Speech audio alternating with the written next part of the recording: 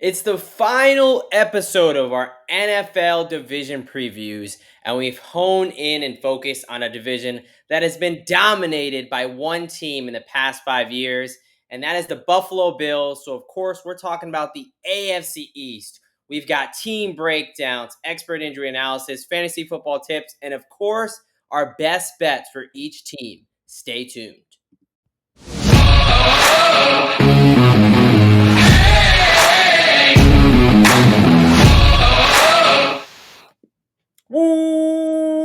Welcome, football fans, to another edition of IDP Plus Bets. What is up, folks? I'm one of your hosts here at the Degen Doc, and I am joined by my brother in degeneracy, Mr. Derek Bennett, a.k.a. Professor Locks. How we doing tonight? Not too bad.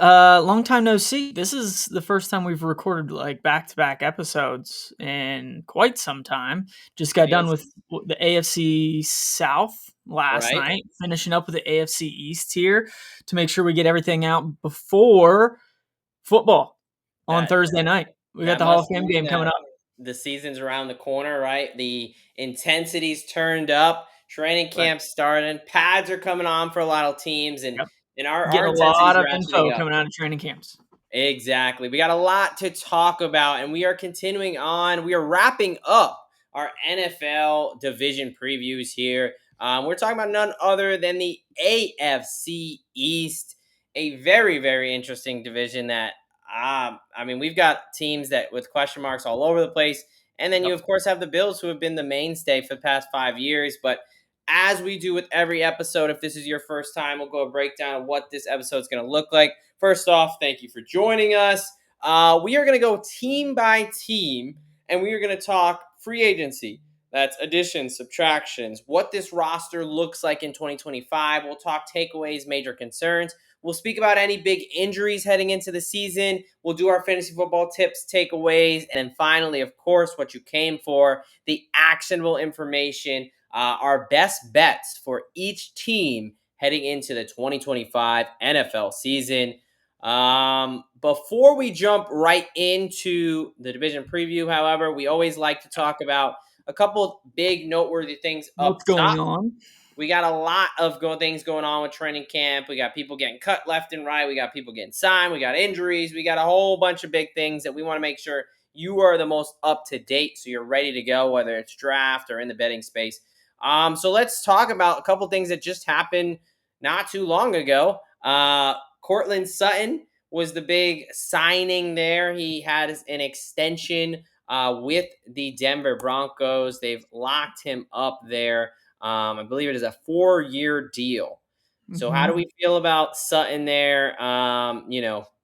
Getting locked down by the Broncos. Let's see, 4-year, $92 million extension. Ooh, that must be nice. A nice little payday there for Mr. Sutton. No, I think Bo Nix just got his wide receiver one for the foreseeable future. I mean, Courtland Sutton has been the mainstay wide receiver up there in Denver for quite some time, but really came into his own last year once they got a quarterback in Bo Nix. So it was nice to see him get paid. I know there's still a couple of guys out there that are unsigned that are still looking for deals, like Terry McLaurin, Trey Hendrickson, and others.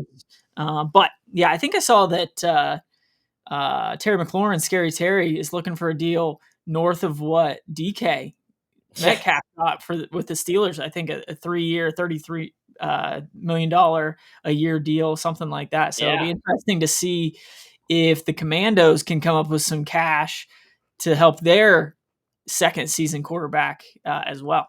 Yeah, that's interesting. Like, I did see that as well, and it's kind of interesting. He named DK Metcalf. I guess he's the most recent guy, but he was like, "Yeah, I want more than DK by a considerable amount." So basically saying like, I'm better than DK, which I'm DK. I'm like, whoa, bro, why am I catching these strays? Like, relax there. I mean, I think, respect the game, but don't throw names out there. Just do it behind closed doors, man. I don't know. Who knows? But that seemed like an unnecessary shot from McLaurin. You mentioned Trey Hendrickson as well. Still unsigned. I don't get it. The guy, again, I'm going to say it almost every episode. He led the NFL in sacks Crazy. last year. The past 2 years, he has the most sacks between the two seasons out of anybody in National Football League. I don't understand. I mean, the Bengals, they don't have a lot of options on defense, let alone pass rush. I don't get what they're doing here. Still seems like they're, it looked like $6 to $10 million away in guaranteed money. I from a That's player's Cincinnati perspective, for you, though. I mean, that's just how the Cincinnati kind of roll. yeah. I just from a player perspective, what else do you want the man to do? Oh, And yeah. I would be, I don't even think it's going to be a deal that resets the market as far as No. TJ Watt, Myles Garrett, because he just doesn't have the name value. But the dude has been your most consistent producing defensive player for the past several years. I don't know how you're giving him such a hard time. A little bit of right before we get to this last topic, just happened as we were about to go live. Treylon Burks has been released. We talked about him just last episode with the AFC South, and he had the broken collarbone. He's struggled to stay healthy. I was looking at Schefter, I think, tweeted out a recap of this trade, which has been terrible for everybody outside of Philadelphia. In 2022, they traded 2021-2022 season, AJ Brown got traded to the Eagles in exchange for essentially Treylon Burks, Roger McCreary, Nicholas Foray, and Kyle Phillips. None of them are projected to be starters on the Titans this season. No. That's quite unfortunate.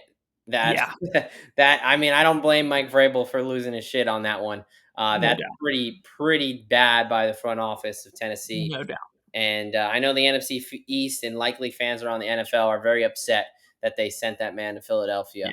It'll be interesting to see. Going back to Burks, it'll be interesting to see if another team gives him a shot with that collarbone injury, because we talked about it a little bit as far as the collarbone. It just kind of depends on how it's broken, if it's displaced, those kind of things. But the dude has talent. I mean, he just has not had any quarterback play whatsoever, and he hasn't been able to stay healthy. I mean, he's been a weird case. I mean, he came in with the whole he's Eddie Lacy 2.0 problem, and then he's are not conditioned enough, and then it was does he have asthma, and it was really weird start, injuries.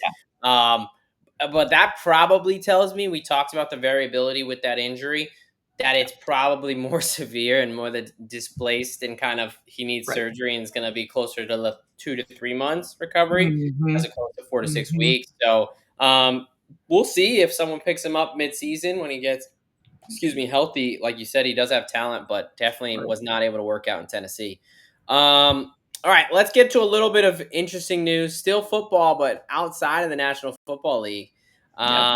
Coach Prime, Coach Deion Sanders there. Reports came out today that he essentially told people that he had bladder cancer and had his bladder removed entirely. And so now, he's cancer-free, but he's down a bladder. So, we kind of, there was very obvious indications that there were some health issues going on. He was keeping things close to the vest. He had the foot injury in the past where he kind of had to get one of his toes amputated or something like that. So, hopefully everything's good for him though. He basically, I mean, he's definitely still, a notable name and brings up all kinds of conversations out there in Colorado. I didn't necessarily think that this would be the conversation that we would be having, 3-4 weeks away from college football. But I guess he's just Mr. Depends on the sideline. I'm guessing we'll probably see a commercial with him for Depends in the not too distant future. It's definitely in the works. He said, he's essentially in the press conference, I don't pee the way I used to, and I depend on Depends. So, but one, very happy to hear that Deion is cancer free, and then two, shout out to him, man, for still coaching. He's still going to coach and plans to coach and be on the sidelines. I mean, you've got Shadur going to the league now, and both his sons. It's not like he needs to coach, but the dude loves football. He loves trying to give back to the younger generation at this point. And I mean, he's had some success, not to Right. the point where, it's notable when it comes to the college football playoff or anything like that. But he has, risen programs from basically death's door. Yeah, absolutely. Yeah, no. So definitely a polarizing character, but I think Yeah. it's pretty easy to root for Deion in this situation here. So glad to hear Coach is doing okay relatively, and hopefully he continues to, like you said, he's been entertaining. Yeah. We'll see how the team looks post Shadur and Travis Hunter, but that's a story for another episode when we talk our college football episode here in a couple Yep. weeks. Let's bring it back to the AFC East, starting with the New England Patriots, the Okay. 4-13 New England Patriots, the The team that former was Giants of the East. the what? Excuse me? The former Giants of the East. They used to Ah, dominate the East all of the time, and then some guy named Tom Brady shipped right. out of town, and they haven't You been can the tell same since. the football season's close, so I'm getting sensitive because I thought you were taking a shot at my Giants very unnecessarily, and I immediately reacted like, "Whoa, whoa, what are we talking about?" But No, yes, you're right. As soon, with Brady, they ran this division. As soon as he yeah, left, Josh Allen took over. But yeah, this New England Patriots team that was really one nice Joe Milton game away from having the number one overall pick, yeah, winning their very late in I think week 17 game there. yes, it was. We're gonna, as we do with every team, I'm gonna go through the losses and additions, and I have the easy job, and Derek's got the much tougher job of telling us what it all means and what this roster looks like. Major takeaways, major concerns for 2025. Talking about some of the losses, those backup quarterbacks are no longer there. Brissett going to Arizona and Milton going to Dallas. Lost some pieces on the offensive and defensive line. Two units that struggled last year. There's some talent there with Wise and Godchow and Andrews obviously retiring. But again, team's 4-13, so guys leaving isn't always the worst thing. Right. Jonathan Jones now in Washington, and Joey Sly and Jawan Bentley are now free agents. Yep. With the additions, you bring in the Pastronaut and Josh Dobbs to back up Drake May. The big one, Stephon Diggs, a guy we're going to spend plenty of time talking about in this episode. Matt Collins coming over with his bare feet from Buffalo. Travion Henderson, one of your guys there out of the Buckeye State. Morgan Moses, Will Campbell, Bradbury. This offensive line is revamped and looks different. And then you've Definitely. got Harold Landry, Milton Williams coming in for the defensive line, and then Spillane and Carlton Davis and Marcus Epps in the back end there. They spent money. I think that they A shit ton of it. definitely a lot of change, right? They spent a lot of money. So why don't you tell us, is this money well spent? There's hype around this team. Yep. Is it worth the talent roster? What do we think? Yeah, and we didn't even mention Coach Vrabes coming back up to Right. to New England, and I'm guessing there will be a major culture shift back over to the old days. He's a Belichick guy, and we kind of got a little bit of a glimpse of that in an interview or press conference last week. I guess the guy basically just shot some reporter down. It's like, can you just get off your phone and listen to what I'm saying? But anyways, as far as the additions, subtractions, those kind of things, I mean, they had to make moves, and they did, and they spent a shit ton of money. Offensive line has been atrocious over the last few years, and Very I bad. think that's probably where the money was best well spent. You Yeah. bring in basically a couple new offensive linemen, veteran guys that should be able to bolster that offensive line unit in Bradbury and Moses. Outside of that, I like what they did with the skill position guys, bringing in Trevion Henderson, who to me is very similar to like a Jahmyr Gibbs type of a runner. He's a very explosive guy that can handle 15, 20 carries a game, especially when you have a Ramondre Stevenson that kind of is similar to Montgomery there in Detroit. But so you kind of have another Sonic and Knuckles kind of backfield there. Obviously, you bring in Stephon Diggs coming off his ACL tear. We'll see what we can get out of him in the first, quarter of the season or so. But he is already back to camp. He is practicing. And then on the defensive side of the ball, there were three names that I really thought were major splash moves in Harold Landry, Bob Spillane, and Carlton Davis in the secondary. So basically they touched on all three levels of the defense in some way. They also added Milton Williams to that defensive line as well. So their defense should be pretty stout once again. Right. It'll just be interesting to see the development of Drake May with his wide receivers and Hunter Henry to see if they can get that offense going. Yeah, no, I think that you did very well there with I think the defense is definitely in shape to be improved.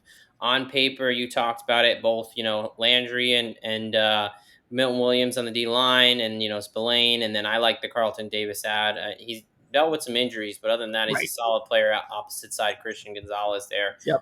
So it's the offense. The offense, and for me, is the O-line actually fixed? I mean, you bring in a rookie who everyone's saying he should move to guard because he's got, short arms, and Will Campbell, and is he going to be worth the pick? I mean, he better be. He's your left tackle right now. Right. So, that's a big question mark. The question mark of, Morgan Moses really was kind of supposed to be a backup for the Jets last year, and he was forced into playing, and at this point in his career, it's not someone I really want to be trusting on the edge. Sure. So if you got two shaky tackles, that's going to be tough. Bradbury's a nice player at center there. So, and I like Cole Strange, and Onwenu is okay. But I just don't know if they're fixed because they were that bad. So, that's my question. And then the other question is, outside of Stephon Diggs, in that, pass catching options, who's stepping up? Is it going to be the rookie Kyle Williams? Is Pup Douglas going to be able to do some things? Matt Collins, is interesting-ish, but let's be honest. His probably best attribute is blocking at this point. I definitely think this is an improved roster, but we'll get to it when we talk about the betting space. According to Vegas, it better be very improved. Much improved. They're going to hit what the expectations are. Let's talk about some of those injuries you already hit on. The biggest one is Stephon Diggs. We're going to go into it a little bit. I will say, if you do want a more in-depth, kind of full explanation of everything, we did an entire episode on Stephon Diggs, breaking down his injury, what it's going to look like, what his outlook is going to be. But essentially, in somewhat of a synopsis, ACL tear, October 27th of last year, typically a 10 to 12 month recovery time. He's got 10 months and 1 week for recovery time. Nice news is it was a clean ACL tear, meaning just his ACL was torn. And Derek's going to tell us about some outlook and what we can expect for this 2025 season. Yeah, timeline-wise is kind of iffy for me. He is back to run some routes and things in training camp at this point, but we don't have any contact hardly at all in training camp. I'm guessing he won't sniff the field in any of the preseason games. Right. Will he be out there for week one? I wouldn't be surprised by it. I think he suits up for week one. Right. I don't expect much the first 3-4 weeks of the season, though. Yeah. I think it's one of those things where, you basically learn how to rewalk, get the strength back in your leg and your knee, and get back into football shape all within 10 months. That's really hard to do. So, it's just one of those things where it's going to take some time for him to start trusting that knee again. And I think that starts to happen somewhere around week 4, week 6, something like that. Yeah, no. And I think, that's exactly what I'm saying. Typically, wide receivers, running backs, year one post ACL tear, you typically look to fade. That's kind of the starting point, right? There is a production dip expected. It can take almost up to 2 years for normal movement to return, right? And you'll hear these guys talk about, when they talk about the mental hiccup of getting back on the field after, hey, last time I was out here playing for real, my knee gave out on me. And then just kind of being able to trust that and mentally fully getting back to it, and the motor patterns that nerves take, because nerves take a long time. But I think he's got a couple things going for him that, the 10 months and 1 week isn't the best, but he avoided the pup, which tells us that he's definitely on schedule, and he's probably ahead of schedule. Honestly, everyone's going to tell you they're ahead of schedule in the offseason, but it's stuff like actually being out there and practicing that actually proves it, and he's actually doing that. So that's a good sign. The clean ACL, and I just think by target volume, they're going to need him to be a wide receiver one, so they're going to give him the targets. We'll talk about it when we get to the fantasy space about, at value, what do we think there? But he's definitely got some things going against him from the injury front. But as far as ACLs goes, this is one of the more optimistic cases we're probably going to talk about this year. A couple other guys that are a little banged up that we're just going to kind of brush over a little bit.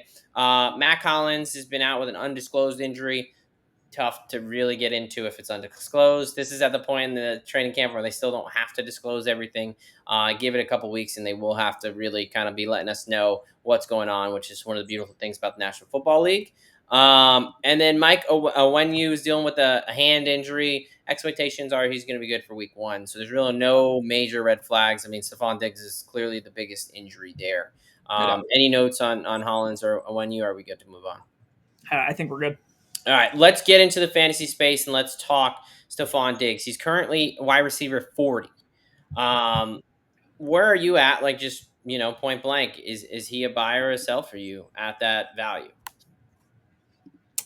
I think he's probably a buy for me just because of the target share, to be honest with you. I think I would definitely want to have 2 wide receivers before him. I don't necessarily know if I'd want to slot him at wide receiver 2, but coming into the back half of the season, he's a great flex option, in my opinion. I think the first half of the season or so, like I said before, it's more revamp or ramp up for Stephon Diggs and just learning a new offense again. And, it's just he's got a few things going for him. He's got a lot going against him too. So at wide receiver 40, I think I could click that button. Yeah, no, I agree. He's definitely a buy for me as well. He's going. I mean, you're getting him super cheap, right? Again, like Derek has echoed countlessly, I'm not expecting a wide receiver 1 quality the first 4 to 6 weeks, right? I think, definitely in a best ball play where you don't have to worry about what game is he going to kind of be back. Is it going to be week 4 or 5 to like kind of close to what we remember Stephon Diggs? Managed leagues. This is a guy that if you're drafting, don't expect to play the first 4 to 6 weeks, right? See how he does, and we got to kind of see how he's moving. But the expectation would be that around that 4 to 6 week mark, he's both by the targets and by the kind of knocking the rust off, he should be hitting some decent stride where I think he is going to pay off pretty darn well, with how low he's going.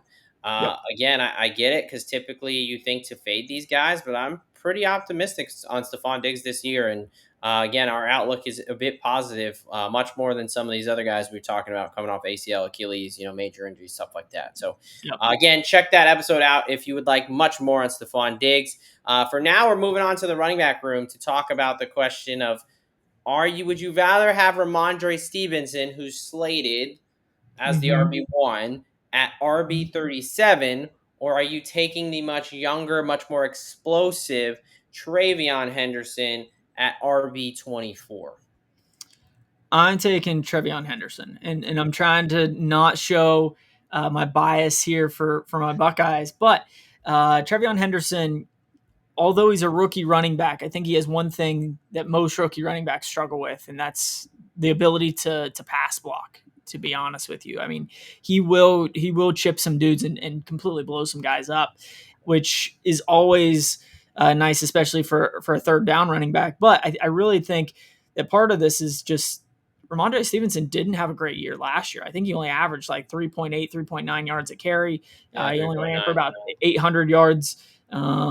He still scored 7 times, but I think ultimately Travion Henderson has a lot more explosiveness. He's a younger back that can be a pass threat out of the backfield. He's a true 3-down back, where Ramondre Stevenson doesn't have great hands and has been slowly declining over the last 2 or 3 years. Yeah, this is a tough one for me. Honestly, I mean, neither of these guys are guys I'm really targeting, but it's like Stevenson because he's so cheap. It's interesting. I'm typically more favor the older, kind of more established guys. But I mean, it's hard to deny the explosiveness that Henderson has. Like Stevenson, even at his cheap price, doesn't excite me at all. Henderson, he makes me pause because he is so explosive, but I still think at RB24, I just think that backfield's so messy. You even got Antonio Gibson. I was just checking to see if Gibson's And still on the especially roster. behind a questionable offensive line. Like if Right. they start out hot and Campbell and Moses are able to hold up on the ends, Right. we're having a completely different story or Yeah. discussion here. Yeah, and if I knew that Hendrickson was going to be getting all the receiving and third down work, then it might be an easier conversation. But again, they kept Antonio Gibson, who ran for 500 yards and had almost 300 receiving yards, 200 receiving yards, 29 targets. So it's just a little too muddy for me. It's kind of a roundabout way of saying I'm staying away from that running back room. But the conversation is good to have. Let's move on to the betting space, our favorite space. The 4-13 New England Patriots from last year. They come in with a win total of 8.5 wins.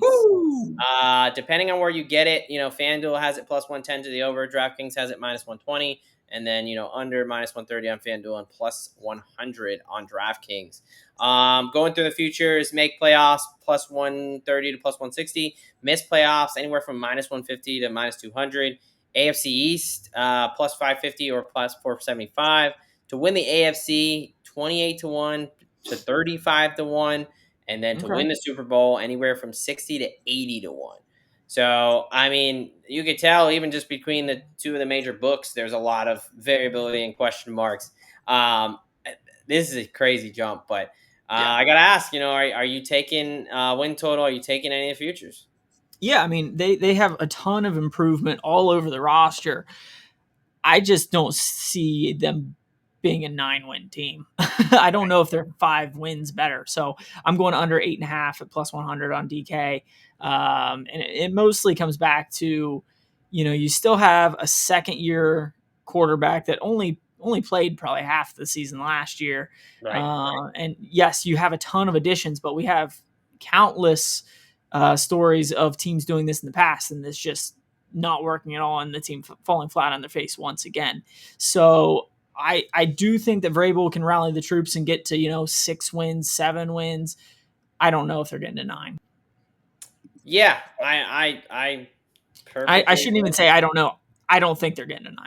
Yeah, I mean, I rinse and repeat what you said. I'm going to co-sign. I'm on under 8.5 plus 100 on DK. I think it's crazy. I think the roster is better. I don't think they're 5 wins better. Yeah. I still have major questions in the offensive line. If just because you pick a guy high in the draft doesn't mean it's going to be a slam dunk right away for Will Campbell.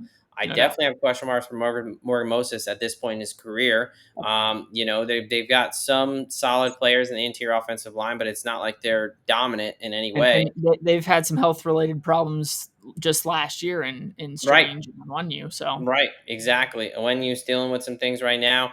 And then I think the defense might be better. It should be better on paper, right? But I like Diggs.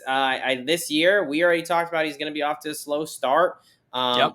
Defenses don't care about you readjusting and getting back to a slow start. So I have major questions. The guys behind Diggs, right? The wide receiver room, a lot of unproven guys. The running backs, I like the potential Henderson has, but again, it's tough to get things going behind a bad offensive line there. I think Vrabel definitely gives them a bump. I think the free agency gives them a bump, but expecting them to win 5 more games than last year, I think is a bit insane. I think we can take advantage of a lot of the hype around, this Patriots team in the betting market. And I even like Drake May. I'm a Drake May guy. I thought he was a good prospect, and I kind of like what he did last year. But I just think this is crazy. As a team, I wanted to come in higher on, but the number to me is just too high. So we're both going under 8.5 there. What do you got for player props? Yeah, I'm not necessarily hedging the under 8.5, but if they end up going 7-10, 8-9, 9-8, it's gonna be on the back of Drake May. And so I do think that he comes around and finds somebody, whether it's Stephon Diggs or Pop Douglas or one of the younger quarterback's best friends in the tight end Hunter Henry. I think he gets to at least 3,500 passing yards. Yeah. So I took Drake May over 3,500 at plus 120. I think between Gibson and Henderson, you got a couple very, good receiving threat backs coming out of the Right. backfield. And so, I mean, they have wide receivers there. Just they're all improving. When it comes to Kyle Williams and Jalen Polk last year out of Washington, we'll see what we can get out of Pop Douglas. But I think that Drake May does have a little bit of a step, or takes a little bit of a step up this year and gets over 3,500. Yeah, no, I mean, I don't even think that's a hedge. I mean, garbage time exists, right? And True. they'll, even if they're down, but they'll be competitive. Like, again, by taking the under, I don't think we're expecting like this team to bottom out like they did last year. Yeah. We're just not expecting them to be sniffing the playoffs after a 4-win season, and one of those Right. wins where they weren't even trying to win, right? And I mean, one of those was Joe Milton, so it's not like that was 4 straight up wins. I think it was against the Bills who were playing their backups, right? So like probably preferred if the Patriots won that game to get a worse draft pick. So no, I like that play. I'm gonna go with Hunter Henry, our old friend there. 5+ receiving touchdowns at plus 150. He was the leading receiver for this team last season. He had 97 targets and 66 receptions in just 16 games. Now, his touchdowns weren't there quite last season. They only had 2, but season before he had 6, and then in 2021 he had 9. Sorry, one of my tabs is playing music there. But so I like Hunter Henry to get back to his touchdown scoring ways. Again, we talked about Drake May. I think year 2 he can take a little bit of a step up. I do think this team's going to be able to score some points, but outside of Diggs, they need another target. I mean, he almost had 100 targets last year. Like, I think this is every year people sleep on Hunter Henry for the past like 4 or 5 years, and he's still a productive, member of the team, and I think he can still be a big target in the red zone at 6'5", 250. You need those big targets down there. So Hunter Henry, 5+ receiving touchdowns, plus 150 over at DraftKings. These 2025 New England Patriots, a lot of question marks, a lot of hype surrounded this team. However, Derek and I are not fully buying in. We do think this team is going to be better than last year, even a lot better than last year. Considerably, yeah. 5 games better is a bit ridiculous. We're both going with the under 8.5 at plus money over on DraftKings. He thinks Drake May is going to step it up in the passing department, being the full-time starter, cracking over 3,500 yards for some plus money. And I'm going to be taking him to be throwing Hunter Henry some touchdowns, at least 5 at plus 150 there. The New England Patriots, very, very interesting team with Mike Vrabel, but is it going to be enough to actually get them into playoff contention?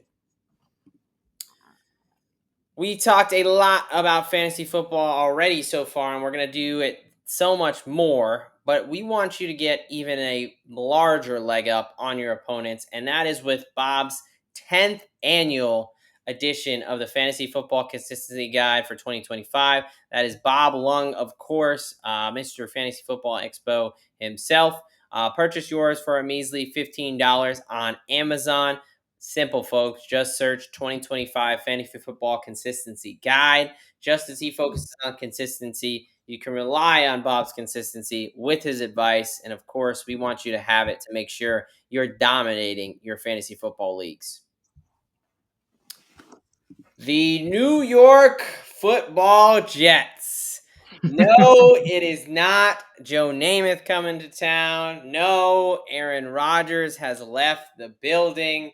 But it is Mr. Justin Fields coming in to hopefully save a franchise that has been quite depressed these past 5-10 years there. I think he went from trying to do it in Chicago, didn't quite work for those guys. So hopefully the New Yorkers can have a little bit better of luck here.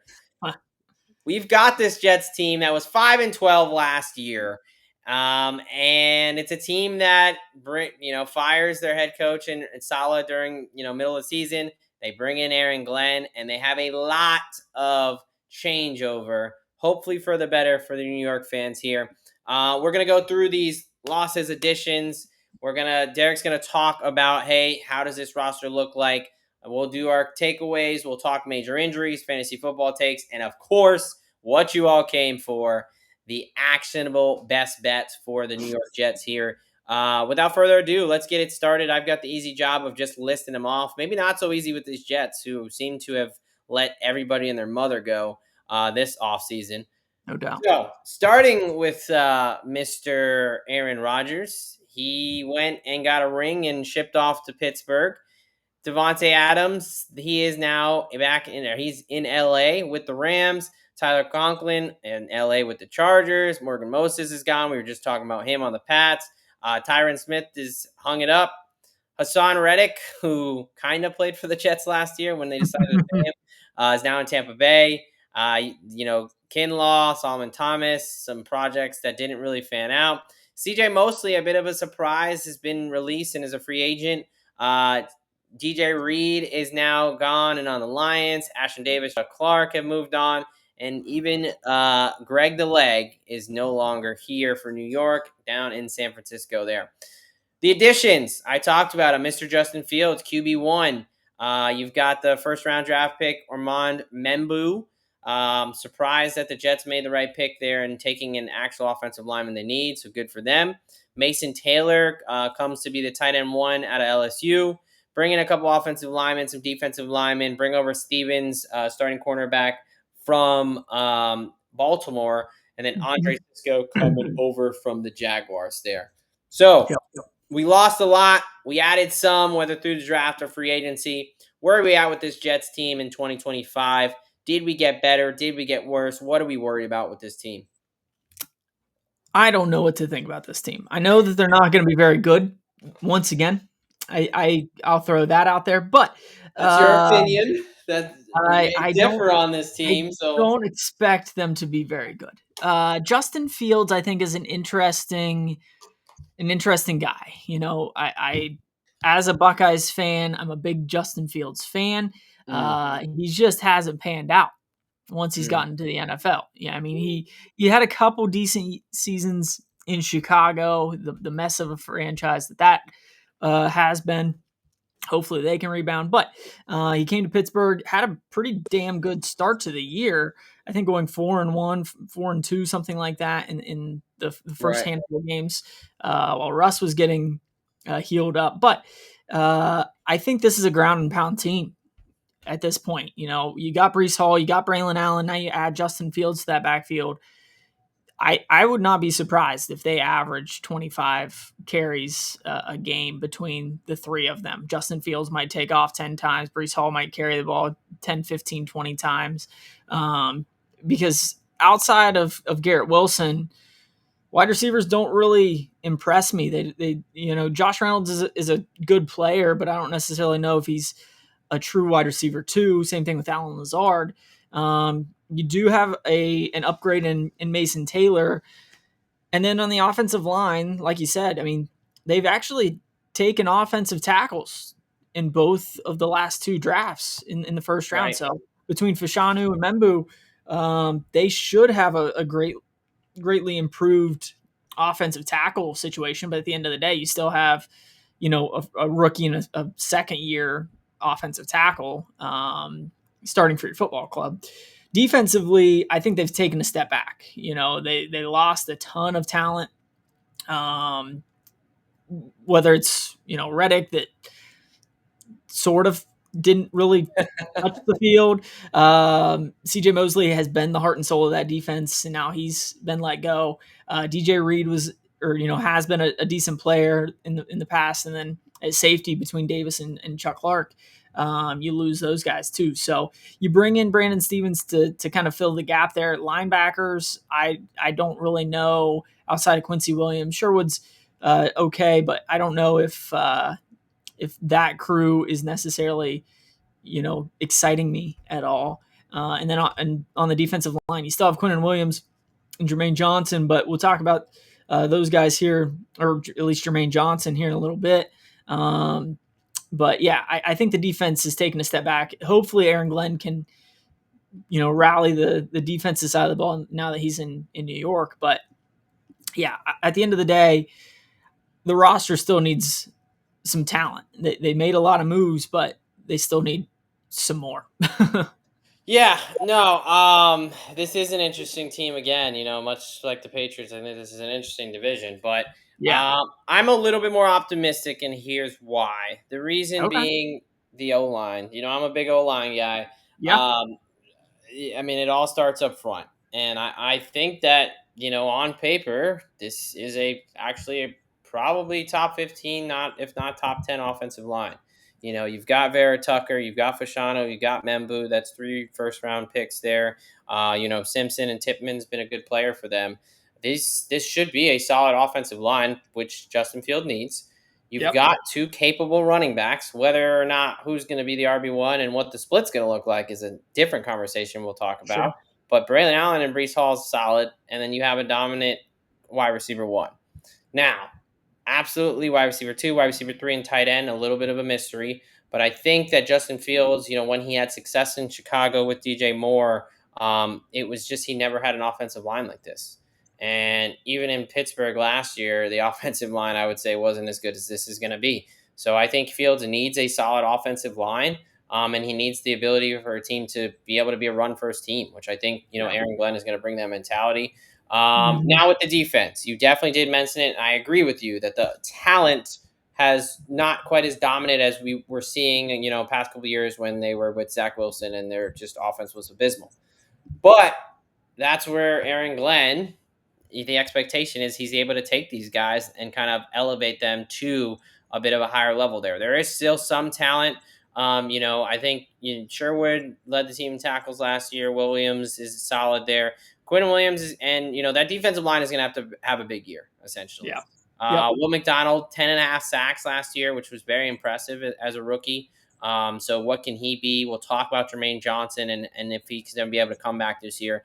The secondary outside of Sauce Gardner, gives me a little bit of pause. I will say that. But I am a little bit cautiously optimistic. Of course, we're talking about the Jets, so I have to say cautiously. Now, the difference here we're going to get to is the expectations from Vegas and the sports books are vastly different when we talk about the Jets and we talk about the Patriots, despite the Jets actually winning one more game than the Patriots last year. So, bit interesting, but let's talk about some of these injuries. Really just one big one. One minor one we'll mention. Justin Fields had a little bit of an injury scare. It dislocated his toe.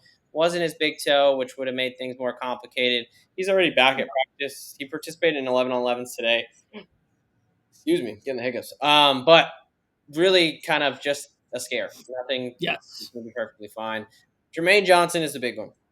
Yeah. Achilles tear. Achilles tendon tear, which connects to your calf muscle to the back of your heel there. Major injury, major surgery, typically a 10 to 12 month recovery timeline.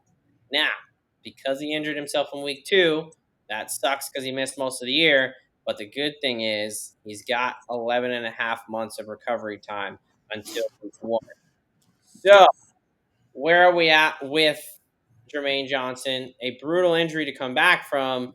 However, he does have a little bit going for him with, having the extra time. Yeah, I think he should be good to go, basically from the get go. I think the big thing is not only does he have 11 and a half months to come back from this, he's got the timeline on his side, but you also have a couple other studs that defenses have to account for in Quentin Williams and Will McDonald. So, yes, he's missed a year of football. You don't get better at football by not playing football. But I think defenses are still going to have to respect the monster of Quentin Williams, and then on the other side, Will McDonald. Yeah. So I think Jermaine Johnson, will it take him a couple weeks to get rolling? Probably, but I think we can expect some decent things out of him. Yeah, no, and I think you bring up a good point. If he doesn't have to be the guy right away, right? You obviously have Quinn Williams in the middle, and if you can get Will McDonald on the other side to continue his success from his rookie season, it just allows a little bit easier of a job, better matchups for Jermaine Johnson, who was a solid player, when healthy. He is still on the pup. He has not been activated yet. So again, there's still time. Still 5+ weeks, if not 6 weeks, until NFL Week 1.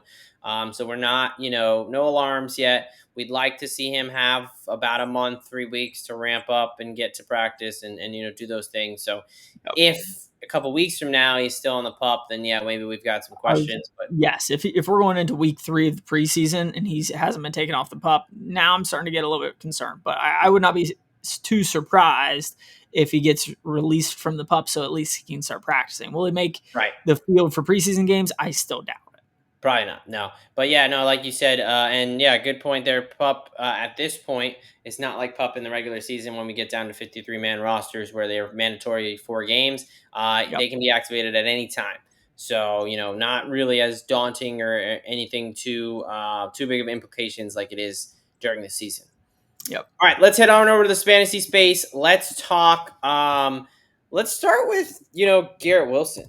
And I think, I know it's a guy that you love there. Again, another one. How many Buckeyes are we going to talk? I feel like every Buckeye we have to have a conversation on.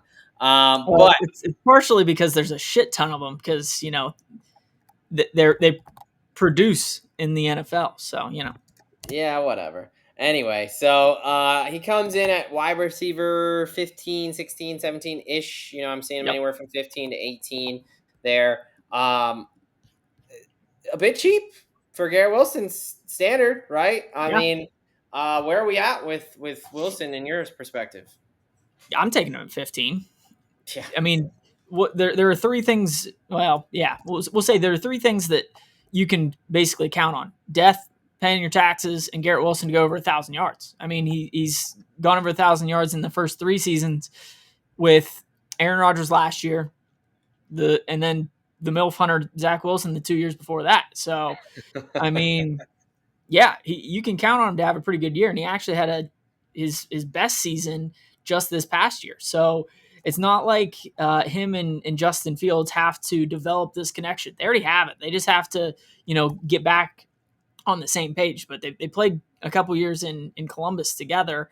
I'm sure that Justin Fields will not look away from his good friend Garrett Wilson from back in the day. Yeah, no, I'm right there with you. I actually, this is why I love going through this and looking at it, because it tells me I need more Garrett Wilson because he's way undervalued. I don't get this. I know people are going to probably point to Justin Fields and maybe not the most, the best throwing quarterback. He led DJ Moore to one of his best seasons as a wide receiver. Like, he can get one guy. Like, he can hone in on a guy and get him his targets, which with this roster, I mean, that's Garrett Wilson, and it should be by a mile. So I'm shocked that he's going. There are not 15 wide receivers or 18, whatever, wide receivers better than Garrett Wilson in the NFL. So he's kind of shown he's already been quarterback proof, like you spoke to with Aaron Rodgers and that awful offensive line for the past couple years, mixed with the bad quarterback play. So I honestly think he's probably going about where I would put him is 15, 16, somewhere in there. But just personally, I do have maybe a little bias towards Buckeyes when drafting. So yeah, no, I mean, honestly, I think he can very easily. I think he's a guy who's capable of easily having a top 5 wide receiver season. Yes, I mean, the target share is going to be there, right? You mentioned him being consistent. Like, who else are we throwing the ball to? Yep. I mean, he had 150 targets last year. There are a handful, and that was with Devontae Adams still there. Right, exactly. Like, there are a handful of players that you can pencil in for 125 plus targets, and he's one of them. So yeah, no, I think Wilson. I've kind of stumbled over and said it a bunch, but I think he's a definite buy at his ADP. Now let's talk about running backs. Yeah. You got Breece Hall, who has been the running back one, but you're going to pay a pretty good premium for Breece Hall. I think he's going like RB14 or so. All right. Where you got Braylon Allen, who, kind of came in and started to produce a little bit last year, much cheaper price at RB50 something. Right. So what are your thoughts when it comes to Breece Hall and Braylon Allen? Yeah. I'm a bit surprised that, again, Hall's RB14 and Wilson's wide receiver 15. Yep. Because Fields is going to take away from from both these guys, really. I mean, Yeah. Fields is going to use his legs, and he should use his legs. I mean, that is where he's at his best, right? So, Right. um, I'm out on Brees Hall at that high. Braylon Allen, I think he's interesting. I think he will be involved. I just don't like Brees Hall is gonna have the receiving check down stuff that I don't think that Braylon Allen is gonna be able to offer. He's Right. just not as explosive. But could I see a situation where carries wise, it's a little bit more of a split on the carries? Yeah, I mean, I could see that happening. Now it's tough because it's a new regime. So how are they gonna value? Right. Again, I mean, Brees Hall was a high draft pick, and everyone has been all over him, and he's explosive and things like that. But it's a Hell very year a couple interesting of years ago. conversation, Last year, not a bad year necessarily, but not great. right? Not for what he's expected to be. So Right. it's kind of I think that honestly, I guess they're both kind of at a fair evaluation. Like if Yeah. Hall was still an RB5 or something like that, Yeah. where then definitely too high. But now he's kind of at the Yeah. point where He's a question mark for me. I think it's still a little steep in my opinion. I'd probably drop him back to like RB, I don't know, 16 something. But right. it's something I'm still considering Brees Hall at that point. But I think you made a great point as far as like Justin Fields is probably going to take away from some of his rushing stats as well. So Right. Yeah, on this team, I'd much rather have Fields and Garrett Wilson by far. yes, Those are probably the two guys that I'm targeting.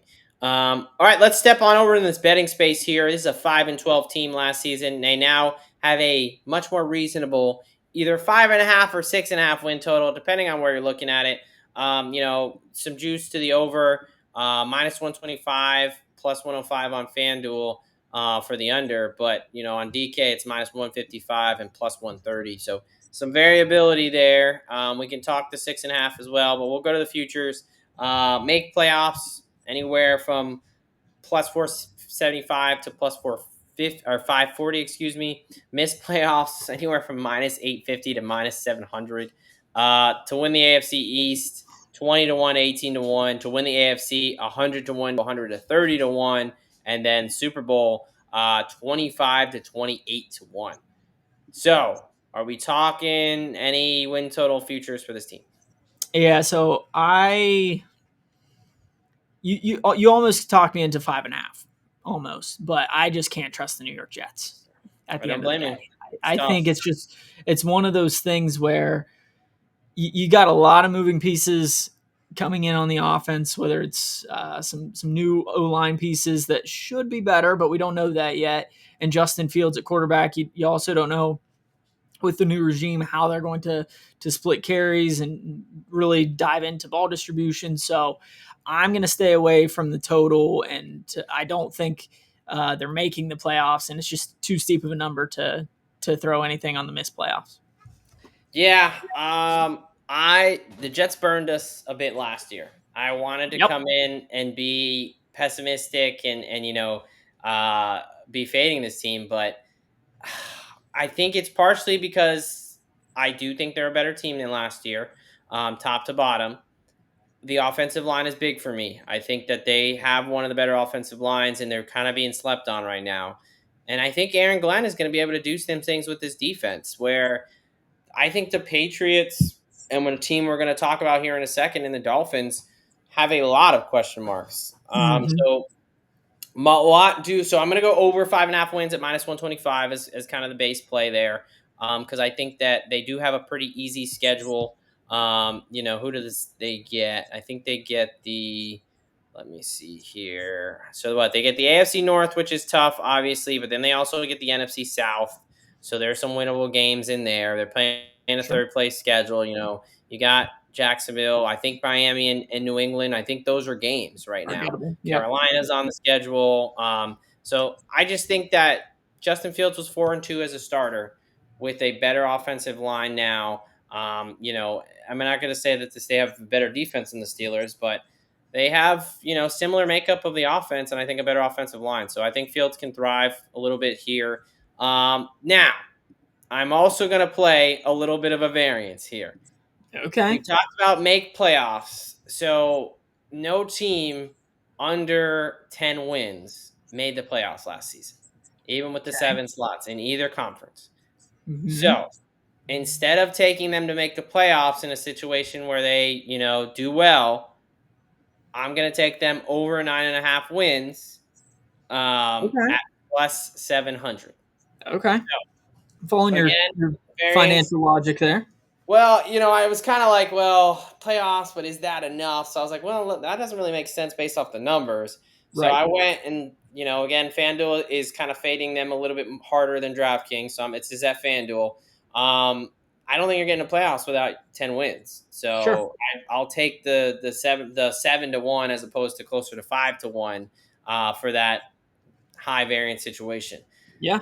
They're not better than the Bills. We'll talk about the Bills. They're not better than Bills, but I think I can make a case for them being the second best team in this division and, putting some things together and sneaking into the playoffs. Now, we'll see. They are the Jets, so that's what pauses me from going, very much in on them. But I do think that they are at least a 6-win team, and I think they have potential to be a, 7th round, like wild card team sneaking in with 10 wins. So, okay. Where are you at with player props for this team? I sort of mentioned it and showed my cards earlier, but give me Garrett Wilson to go over 1,000 receiving yards once again. I mean, this just comes down to health for him. If he stays healthy, he plays 16, 17 games, he's going to go over 1,000 yards. I mean, he's done it all 3 years that he's been in the NFL. You have a new quarterback, but they already have a connection between the two of them from college. So give me Garrett Wilson over 1,000 receiving yards at plus 125. Yeah, I mean, I don't even have to say much. I got the same bet, co-signed that as well. We talked about a lot in fantasy in the realm. Former teammates, he can produce a wide receiver one. He's super, super talented guy. He's going to get 125 plus targets. Yep. Outside of health is a smash play. And he's stayed healthy enough to do it every year. So why bet against him? So, yep. All right, these 2025 New York Football Jets. Both of us think that they have potential to be a better team. I'm a little bit more confident. I will be taking their over 5.5. I will also be playing a situation where Justin Fields, Breece Hall, Braylon Allen, and Garrett Wilson, and this improved offensive line can do enough behind a good defense to sneak in the playoffs. That's over 9.5 wins at 7-1. And we both love Garrett Wilson. Think he's completely undervalued. Give us 1,000 yards at plus 125. Can't move on without telling you about our flagship, and that is idpplus.com. Got to check it out today. We've got so many different resources for you to get a leg up in fantasy, get some good value in the betting space, or simply just be a better football fan and enjoy the offseason with some football content. So you're going to want to head over to idpplus.com. Join our subscribers only Discord. There's many levels of subscription where you get subscribers only content. So don't be shy. Come on in and join the team there at idpplus.com.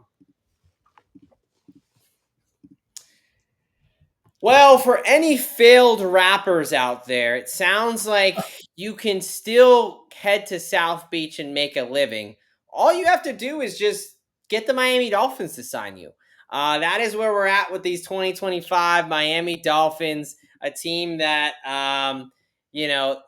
let's say this. I think their team represents South Beach with a lot of glitz and glam and headlights. And then you peek in a little bit, and maybe it's not so nice under the hood. Let's say as we start to look a little bit closer. When you walk outside of 11 and it's 7 a.m. and you start to look at yourself and wow, I look pretty rough. That's how life decision. That's how I'm picturing this 2025 Miami Dolphins team. We'll see if my co-host has the same opinion, but we are talking none other than Miami Dolphins here. 8-9 team in 2024. A team that, again, has lots of offensive skill group talent, but can they put it all together under Tua and McDaniels there? So we are going to break this down like this. I'm going to go through the free agency losses, additions. Then Derek's going to tell us major takeaways, major concerns. We're going to talk major injuries. We will talk fantasy football tips, takes, advice. And then, of course, we will give out our best bets for this 2025 Miami Dolphins team. We've got a lot to get to, so let's get right into it. Of course, I get this fun job of rattling off these. No more Snoop Huntley. He's been replaced by the MILF Hunter to inevitably play when Tua is not able to. You've got Raheem Mostert moving on, as well as Jess Wilson, Barrios and Craycraft. Some depth pieces have moved on. The big one in Jonnu Smith and Jalen Ramsey with the trade with the Steelers for Micah Fitzpatrick. You've got Teron Armstead hanging it up. You've got some pieces on the defense in hand, Agba and Walker moving on as well, and Kendall Fuller. Javon Holland is now in hopefully greener pastures with my New York Giants, and Jordan Poyer is gone. So a lot has left, especially on the defensive side. A lot of guys that saw a lot of run last season. Now with who they brought in, Zach Wilson up top, Alexander Madison, the ATT anytime touchdown king himself, Nick Westbrook-Akine. The laughable solution right now at tight end 1 and Darren Waller. We'll get much more into that. A couple offensive linemen, James Daniel coming over from the Steelers, Borum from the Bears, and rookie Jonah Savanaia. Defensive tackle Kenneth Grant was a first-round pick. Benito Jones, Willie Gay, Tyrell Dodson. And then safeties, Melifanu, Ashton Davis, and, of course, Micah Fitzpatrick returns to where it all started in Miami. Now, you have the much more fun job of telling us what it all means. There's a lot of changes for this team. Where are we at with this interesting roster of the 2025 Miami Dolphins? Yeah, I mean, I think it all ends up hinging on Tua. I mean, at the end of the day, is he going to be healthy? Is he going to play more than, 10 games? Because he hasn't been able to hardly at all. I mean, I think he's only played 17 games in one season, and he's fair questions. He's missed a shit ton of games. But other than that, I still have major question marks along the offensive line. Like you're basically rebuilt the offensive line, and you say it all the time. It starts up front. You got all kinds of skill dudes on the field, whether it's A-Chain or Hill or Waddle or Westbrook-Akine. I mean, they got skill positions except for potentially at the tight end. But I just don't know if I can necessarily trust the offensive line. Tua's health. Defensively, I see this team about like I did last year. Maybe upgraded a little bit with guys like Kenneth Grant up front and obviously Micah Fitzpatrick in the back end. But I still have some question marks along the defense, especially outside of Minka in the secondary. The cornerback is probably my biggest question outside of the offensive line. Is like Jack Jones and Storm Duck. Is that the guy's name? Is who I'm seeing as is who I am seeing as their cornerback 1 and 2. So I don't know. They might have to score 35 points a game in order to win some games here. But again, is Tua going to be healthy, and is that offensive line going to open up some holes for A-Chain to run through? So you're telling me you have a quarterback who struggles to stay healthy, yes, and you have an offensive line who is at the very nicest put a major question mark. Yes. Does not sound like a recipe for success to me, but who knows? Maybe I'm biased. I think the tight end room is a joke currently. Now, I will say this. Oh, okay. I just got a notification about it, so I wanted to make sure.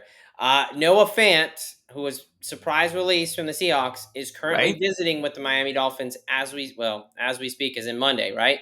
Yeah. If they sign him, I will move Miami up in what I think.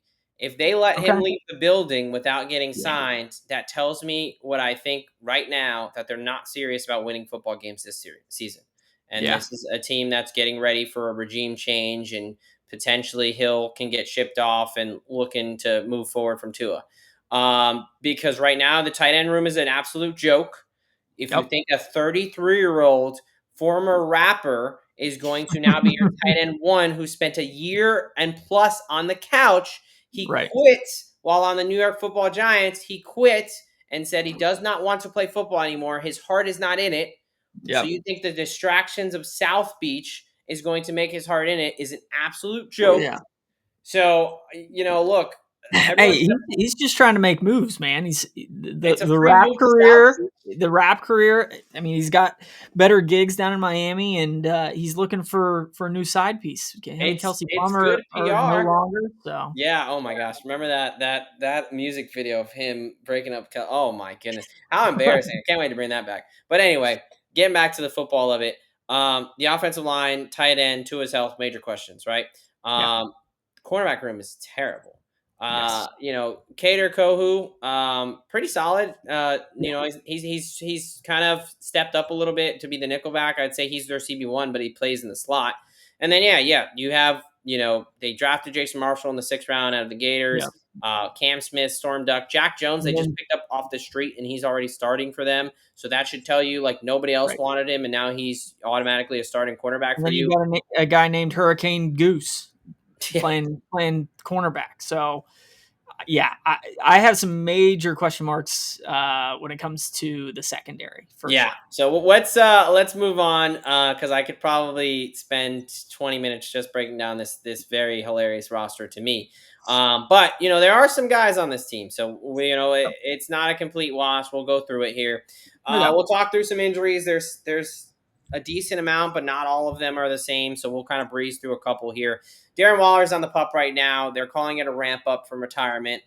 Just to show you that he was not in football shape, which kind of should give you more of a pause. If you really seriously think that he's your answer at tight end 1, I have serious questions about the seriousness of your organization.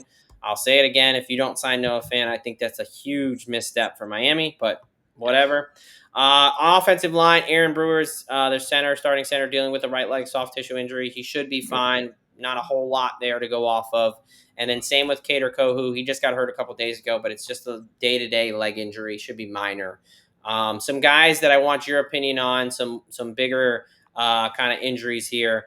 James Daniels, former Steelers guard, if I'm correct, tore his Achilles in week 4. He's got about 11 months, expected recovery timeline of 10 to 12 months coming off an Achilles tear. We just kind of talked about this with Jermaine Johnson, but where are we at with James Daniels? I think he suits up week 1. I think it's one of those things where with Achilles tears, ACL tears, like these bigger injuries that take 10, 12 plus months, there's a giant difference between people movers and people that move. And by that I mean offensive linemen versus running backs and wide receivers. So James Daniels is a people mover. Like he's a powerful guard. My biggest question for him is, will he be able to be that swing guard that McDaniels likes to run and start moving offensive line around? Because the dude's massive. I just don't know if he can necessarily move. And that's not necessarily coming from the Achilles tear. Like I said, I think he'll be perfectly fine come week 1. But it might be, a little slower in the get along when it comes to just his ability to play the position.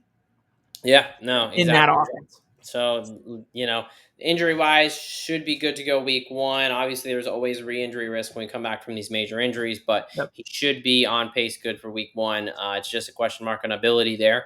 And then Jalen Phillips, partially torn ACL in week 4. That's a 10 to 12 month kind of, required surgery, major injury. Came off of the Achilles tear. Right. Immediately. Right. Tore his ACL. So this guy hasn't played football in basically 2 calendar years. I mean, in this situation, it is a little bit different, in my opinion, just because he spent so much time on the couch or on the rehab table that, yes, he is slotted to be one of their starting linebackers, but I would not be surprised if it takes Jalen Phillips a little while. And I'm thinking like the first half of the season to really get going again.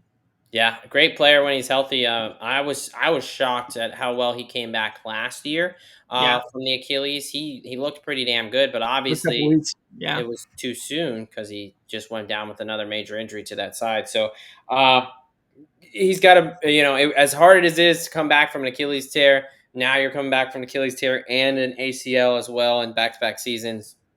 We'll see, but he's definitely got a lot going against him here. yep. Let's move on to this fantasy space here. Let's have the conversation. Hill and Waddle. I mean, Yeah. where are we at with Tyreek Hill and Jalen Waddle? Obviously, Hill dealt with the wrist issue. He's got the off the field stuff, and then you have Waddle who's been dealing with his injuries as well. I mean, can you trust either of them? Is there one you prefer? Hill's wide receiver 12, and let me confirm where Waddle is coming in there for you. Looks like he's wide receiver 34. Yeah. No, I think to me, Hill at wide receiver 12 is a little bit steep. Tyreek, we know the type of athlete he is, the type of wide receiver he is. Definitely took a big time step back once Tua went down last year. But even when he was in there, he wasn't off to a great start. Waddle at wide receiver 34, I would probably consider that one. Just because I think Hill is much more reliant on uh, on Tua. Waddle is to a certain extent, but I think Waddle you're just getting at a cheaper price. So I would consider Waddle probably over Hill. Yeah, I think they both kind of have a pretty fair evaluation. I think honestly, and I wanted to throw an A chain there. We were going to talk about him, but coming in at RB7, we did our show. He Yeah, was ranked at RB 8, 7. He's kind of right around where we had him. yeah, So I think these guys are kind of at a fair value.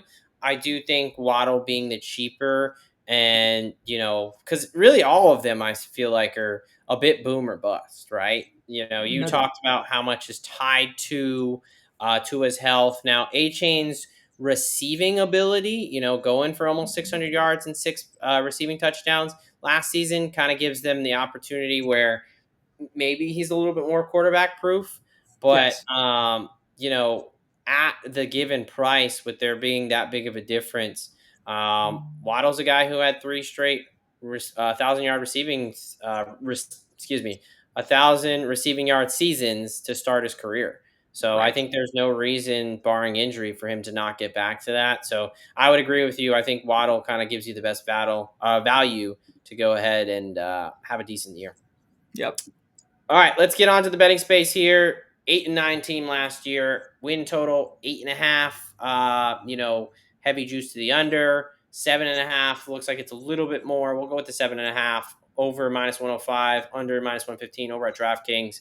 Future market, make the playoffs about +225. Miss the playoffs -280-ish. To win the AFC East, anywhere from +750 to +850. Win the AFC 41-1 or 40-1, and to win the Super Bowl 90-1. Any futures win total plays for this team? I do not, and it all just comes down to Tua. If he is able to play 16, 17 games, I can see them winning 9, 10. If he doesn't, they'll be a 6, 7 win team. So I'm staying away from all totals and playoff related stuff for the Dolphins this year. I got a couple player props, but I'm staying away from Right. that.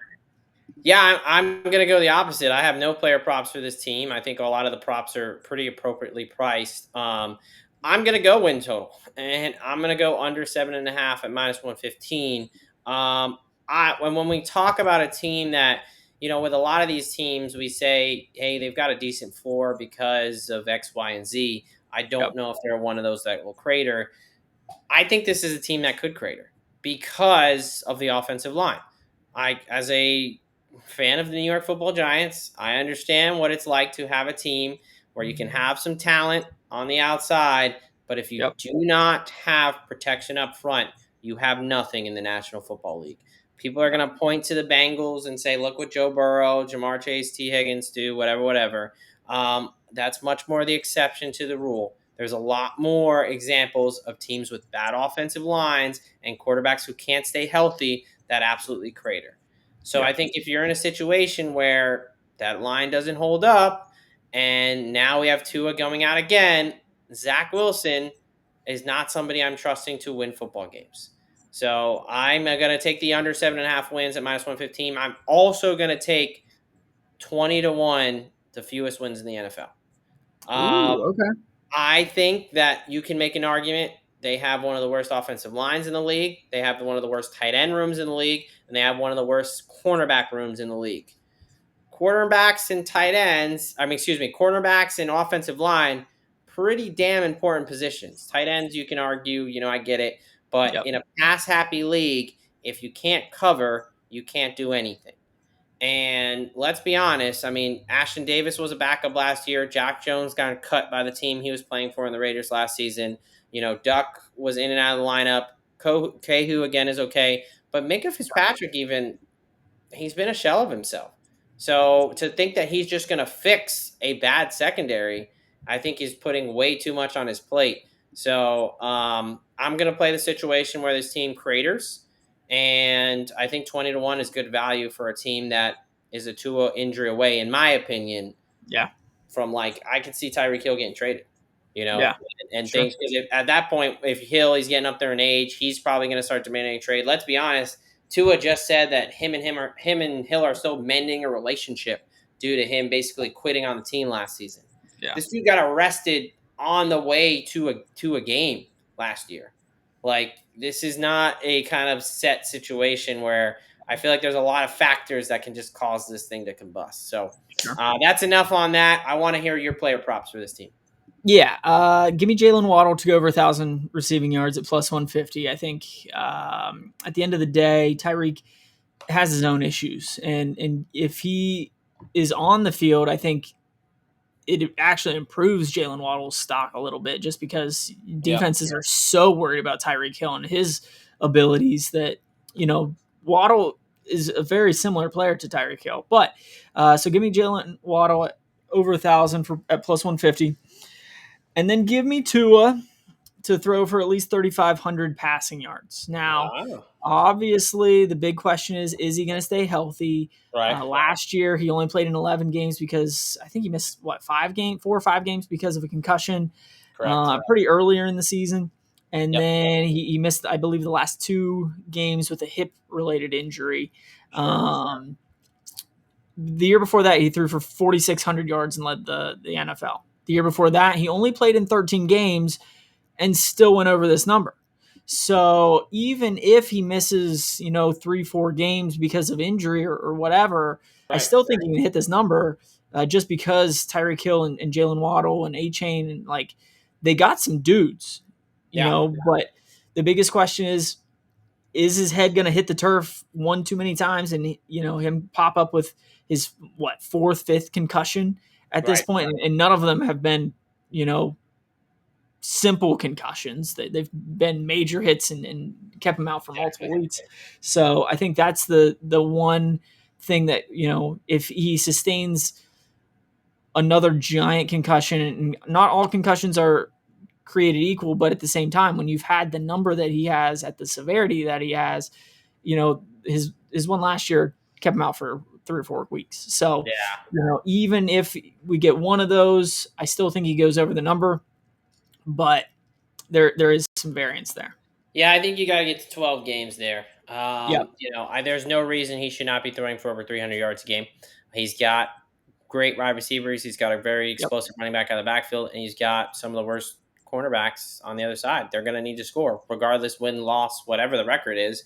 You're going to have to score, and you're going to have to throw the ball. So I think that if he gets to 12 games, he should hit this number, which gives you some of that, hey, kind of at least got to pencil in missing 1 or 2 best games, I think. So barring major injury, I agree. For me, obviously, there's a lack of trust in the offensive line and lack of trust in his ability. So, but I do think, unlike most guys, you don't need to play, 15, 16 games to get there. Right. All right. So these 2025 Miami Dolphins, I think they are a team that looks a lot better on the outside, but when you start peeking in, talk about that offensive line, that cornerback room, that tight end room. Things look pretty damn ugly. So I will be taking them on the under 7.5, and I will also be playing them to have the fewest wins in the NFL. Derek is not so much a pessimist on this team. He will be backing Tua to go over 3,500 yards. And Mr. Jalen Waddle, someone we both like to have a bounce back year, get back to 1,000 yards at plus 150 there. We're about to hit on to our last team of this division preview, but before we do that, I got to tell you guys about the Fantasy Football Expo. It is an awesome, awesome event from August 8th through the 10th in beautiful Canton, Ohio. You got to get your tickets today. Time is running out. Go to the fantasyfootballexpo.com. Check out the new fan packages and join us and, well, other known content creators at the NFL Hall of Fame and Village. Yes, join the folks that are coming from IDP Plus and all the different networks. It's definitely going to be a great event there. And then we've been talking fantasy, and if we're talking fantasy, that means we have to talk fast draft fantasy. It's in the name. Nobody likes sitting there waiting for other people to draft. You know the guys you want to target. So head on over to Fast Draft Fantasy and start drafting faster today. We're going to sweeten the deal. Use promo code plus Degen Doc for a $50 deposit bonus.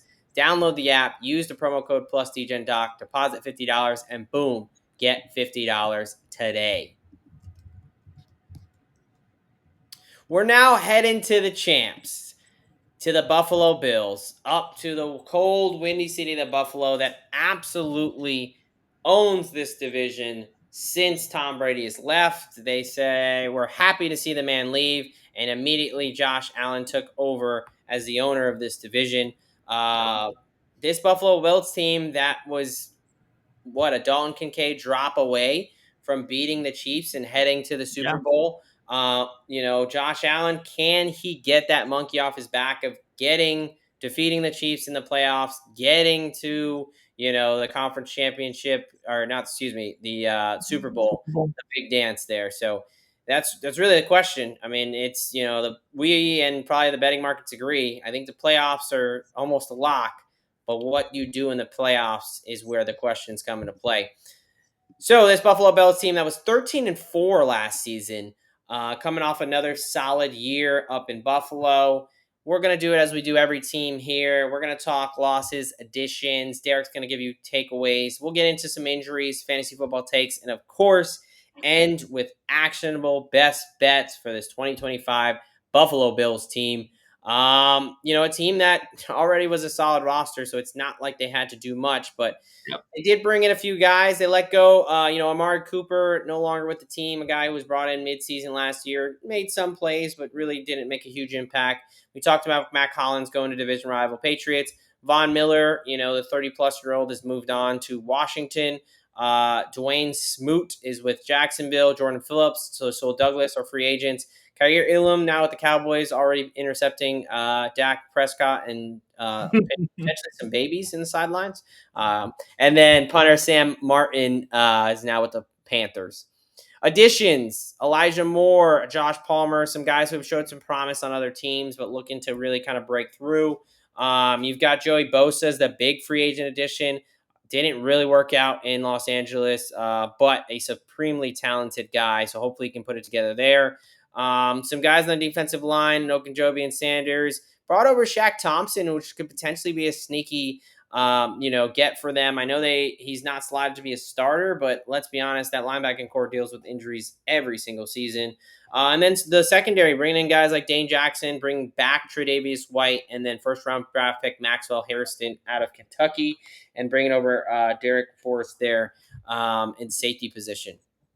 Why don't we talk about how you see this roster heading into the 2025 season? Yeah, I mean, ultimately, this is still the champs of this division. This is basically the same Buffalo Bills squad that we had last year. You mentioned when we were talking about the Jets, how they have much improved offensive line, right? One of the better offensive lines in the league.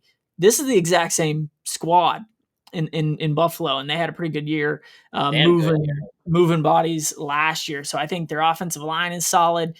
One sneaky move that I think will be good for the Bills is bringing in Elijah Moore, who's been has been sentenced to a life in chains in Cleveland over the last couple of years, coming to Buffalo where you got Captain America there in Josh Allen. So I think you make a little bit of a step up in wide receiver from him and Josh Palmer. Keon Coleman, hopefully he develops a little bit more. On the defensive side of things, they made some sneaky good moves as well, bringing in Greg Russo to help out on the defensive line. Joey Bosa, hey, once again on the injury list. We'll talk a little bit more about him here in a little bit. And you mentioned it. I mean, their linebacking crew, for whatever reason, hasn't been able to stay healthy. They got a good squad there, but you bring in some depth in Shaq Thompson. So I think ultimately it's basically the same team as last year. They have made a couple of improvements though, in my opinion, just from the depth standpoint. Yeah. No, I agree. I mean, they're a solid roster. Obviously, they were one play away from beating the Chiefs and going to the Super Bowl. And I think they did make, some tweaks, some sneaky tweaks that you highlighted, right? Bringing in Palmer, little upgrade to the wide receiver room with him and Elijah Moore, bringing in Bosa. Shaq Thompson, I think, is still a very good player. And then the rookie Maxwell Harrison will have to step up outside, opposite corner of Christian Benford. You still have Taron Johnson and Taylor Rapp in the back end there. So, it's a solid roster. We can't talk about the Bills without at least mentioning our pit guy and DeMar Hamlin and how he stepped up after dying a couple years ago. So. Yeah, are we sure it's him? Are we sure they didn't clone him or whatever the conspiracy theorists are saying? But yes, DeMar Hamlin is still there and starting. So that's going to be. How do you not win rookie or comeback player of the year when you literally come back from the dead? That's insane to me still. Because he didn't come off the couch evidently, and Joe Flacco did. So yeah. Let's talk some injuries. They really just have a bunch of guys who are kind of nicked up. So we're just going to kind of breeze through a couple of these. But there's no real reason to talk through all of these. You've got three guys dealing with some hamstrings, two guys dealing with some calves and a back there. So, Curtis Samuel, Maxwell Harrison, and Terrell Bernard all dealing with hamstrings. Very bad injuries when they're in the season. However, when you have 6+ weeks in the offseason to get them ready, barring anything crazy like a grade 3 full tear, which none of them have because we would know by now, they should be fine. Be careful because these have high re-injury rates, but the teams know this, the team docs, so they're going to be ramped up slowly and they should be good to go. Same thing with Dorian Williams and Spencer Brown, who, Brown's been dealing with a little bit of a back injury. So they're being cautious to not kind of have this recur because low backs can do that. So if this happens, if this comes back during the season, absolutely a bigger deal. But as of now, no real reason for major concern. Someone who played a lot of games for them last season. The big one we're going to talk about is Joey Bosa, just because of his career and having struggled staying on the damn field and always seeming to be dealing with something. He's got a bit of a calf issue. It happened in May. He's still out for the foreseeable future. Like there's still this kind of like mystery around it. I mean, we're 2 months, almost 3 months in. So this tells me it's definitely a grade 2 calf strain, which is typically like a 4 to 6 week thing. So what do you think they're just being cautious? Do you think there's something more going on here or? No, I think they're probably just being cautious with their new asset. I think it's one of those things where if I'm the Buffalo Bills, I'm not shelving Joey Bosa, but you don't need Joey Bosa in September. You need him in January and February to really rush the passer. So they can be as cautious as they want, these first 4 or 6 weeks probably. I still think he'll suit up week 1. Yeah. Because, it's we still got over a month away. But, I think it's nothing necessarily to be too concerned with until we hear otherwise. Yeah, absolutely. So overall, I mean, they've got a decent amount of guys, quote unquote, banged up. And again, it sucks because this is a team that kind of gets banged up. But if this was in the season, it's a little bit different. We're not there yet, so I don't think there's really a reason for panic. So at this point, all those guys are expected to be good to go week 1. Let's talk in the fantasy space. Let's start with the tight end that everybody fell in love with. Thought he was going to be this generational prospect and very much underperformed last year, and that's Dalton Kincaid. Coming in at tight end 14 Are you in or out on Dalton Kincaid this year, who is also, as of today, dealing with a bit of a knee injury?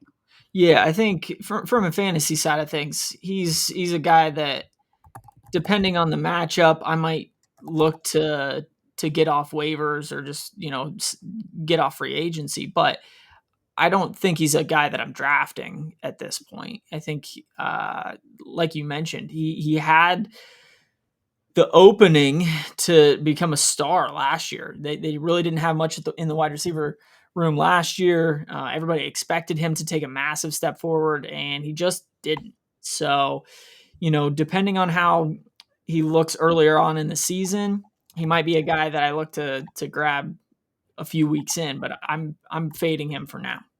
Yeah, I agree. I'm not taking him. If he didn't, like you said, he had all the opportunity in the world last year. The last, image that everyone has of him is him dropping that pass that went right through his hands for them to, Right. really have a shot to beat the Chiefs. He's Yeah. struggled to stay healthy. He's dealing with a knee injury. He dealt with a PCL issue. Yeah, I'm kind of out on him. I know that the price is a lot cheaper. Yep. But I think it's for good reason. I still think that Dawson Knox is there, and Dawson Knox is still going to be involved. And so they Kincaid had 75 targets, only 44 catches, and less than 500 yards, and only 2 touchdowns. Yep. That's not going to be a tight end starter for your fantasy team. It's just not Nope. it. He's very inconsistent. Had the injuries, so yeah, I'm out on him. But a guy I am kind of in on in a sneaky way there, Josh Palmer, coming in at wide receiver 72. Now this is Okay. you've got one of the best quarterbacks in the game, Yep. and he's gonna have to throw the ball to somebody. And you've got Khalil Shakir, and you've got Keon Coleman, and then you've got, slated to be the wide receiver 3 there is Josh Palmer. He's the biggest one of the group. He's a guy that with, Justin Herbert, and he had some spike years in LA when he was able to stay healthy there. Sure. So I think that he could have a solid season with Josh Allen. Like we saw what Josh Allen can do. I kind of a little bit of the Gabe Davis thing is what I'm getting here. Okay. Those kind of deep routes, bombs down the field. He's a long strider, 6'1" there. I think he's got some big play potential. Let me look at what his, 15 plus yards a catch the last 2 seasons is what he averages. He's kind of that bigger play Yep. threat. And you talk about the guy who probably has the biggest arm in the league, who's going to need someone to stretch the field, right? Khalil Sure. Shakir is going to be your screen guy. He's going to get a lot of the targets. Keon Coleman's a good contested catch guy, but I think Palmer can be the guy that can stretch the field and take it over the top. And I think at basically free at wide receiver 70, I think he's worth the stab there in the fantasy realm. Yeah. In a best ball situation, I would tend to agree with you. I'm probably going to be out on all of the wide receivers that the Bills have. Ultimately, I think Keon Coleman just hasn't necessarily proven himself enough for me to be drafting, and Khalil Shakir, I expect him to take a step up, but he hasn't proven it to me yet to be going where he is right now. So Yeah, that wide receiver room is definitely. Yeah, I'm not really the top 2 guys. I think it's tough because we're in on Josh Allen. He is our quarterback number yeah, 1, and he should be yours in fantasy. right, But I mean that has a lot to do with he, one, distributes the ball well, and 2, his legs and just the right, touchdowns and everything he's going to do. So, yeah, all right, let's get into the betting space. This 13-4 Buffalo Bills in the win total market, 11 and a half wins heavily juiced to the over, 12 and a half wins. You can get plus 125 to the over, minus 150 to the under on DraftKings. yep, Futures market, obviously they're one of the top, if not the top Super Bowl favorite. They're minus 900, minus 750 to make the playoffs, plus 570 or plus 500 to miss the playoffs. To yep, win the AFC East, they're almost a 3-1 favorite. To win the AFC, they're plus 330, plus 340. And to win it all, FanDuel's got them at 7-1. DraftKings got them at 6-1. So, top the favorites, pretty much them in Baltimore as your sure. 2 Super Bowl favorites here. Where are we at with this team? Win total, future market, anything like that? Yeah, give me the over 12 and a half at plus 125 over on DK. I think, like we started the Bills with, like, this is basically the same roster. You still got Josh Allen. You still have um, uh, Cook, James Cook. I mean, defense, Milano. not a whole lot has changed. And at this point, the Bills, I still have massive questions with every other team in this division. So a lot of times with these division previews, I'll like split the division and have each division team go 3-3 when I'm projecting win totals. Give them 5 wins in this division because I really think that they'll just dominate the AFC East. So give me the over 12.5 wins at plus 125. Yeah, I'm right there with you. They've done it in 3 out of the last 5 years. I think the Dolphins are going to be terrible. I think the Yeah. Patriots are not there, and I don't think the Jets are quite there either. I think they're easily, I think they're a touchdown, if not more, favorite over every team in their division. Yeah, and just schedule wise, like you got a coin flip week 1 against Baltimore, but it's at home, so you would think that would be a little bit of a leg up there. And then they go to the Jets. They got Miami, New Orleans, New England, Atlanta. And they have their bye week 7, and then they have to go to Carolina before they face the Chiefs in week 9. So like by the time they get to the Chiefs, they might be like 7-1, 6-2. Right. So and they get the Chiefs at home too, and they beat the Chiefs in the regular season. They can beat them, right? So I mean, you're talking about. I would say probably their 4 hardest games on the year are Baltimore, Kansas City, Cincinnati, and the Eagles. Philly. Every single one of those is at home. Yep. And even if you want to include Tampa Bay as a team we like, that's at home as well. Another home one. Yeah. So I mean, they just have to go on the road to the Jets, Atlanta, Carolina, Miami, Houston. I mean, Pittsburgh's probably their toughest road test. Right. Which, I mean, we're Steelers, guys, but it's it's not. Bills are a damn good team. They haven't really proven that they can do much against Josh Allen. So yeah. I think Houston and Pittsburgh are probably their biggest road challenges there, and especially with Houston being on a Thursday night. But it sounds crazy. Schedule wise, even being a first seed a first seed schedule, it is looking pretty nice. Yeah. It's crazy to be this in on a 12.5 win total, but I don't think this team's losing 5 games. So, all right, player props wise, I'll go here. Dalton Kincaid under 575.5 yards, minus 105 on DraftKings. Talked about it. He's got the competition with Degen Docs. I mean, I think I would say those 3 wide receivers are better targets than him right now. Cook out of the backfield is a good target. I don't know. He might be the 4th or 5th option on the team, and he's got to compete with Dawson Knox. There's going to be, so I just don't see it. I think the number is still baked into some of that potential, and he's got injury concerns. I just don't see it from Dalton Kincaid there. Yeah, no, I like that one. You want me to go? Yeah, go ahead and do yours. Yeah, I'll give me Khalil Shakir over 775.5 receiving yards at minus 110. This is their wide receiver 1, and I do think that he takes a little bit of a step up once again this season because we mentioned it. I mean, they have a bunch of names in the wide receiver room, but not anybody that necessarily stands out.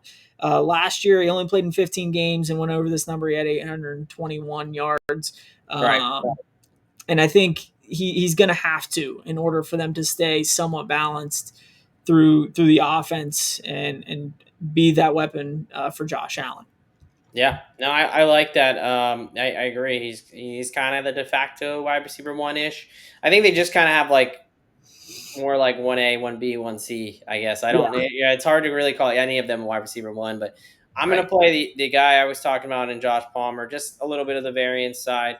At Bet365 there, they've got him at 750 plus yards at plus 250, and then 1,000 yards at 12-1.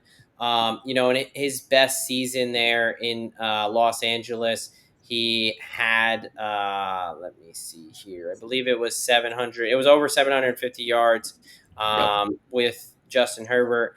I think he can do that with a better quarterback in Josh Allen. So 16 games, 72 catches, 769 yards there. So yeah, I'm going to play the situation where Josh Palmer kind of has that Gabe Davis-like year, kind of comes a little bit out of nowhere, but he's that deep threat, averages 15 to 20 yards a catch, and he stretches out the field for them with the guy with the cannon for an arm.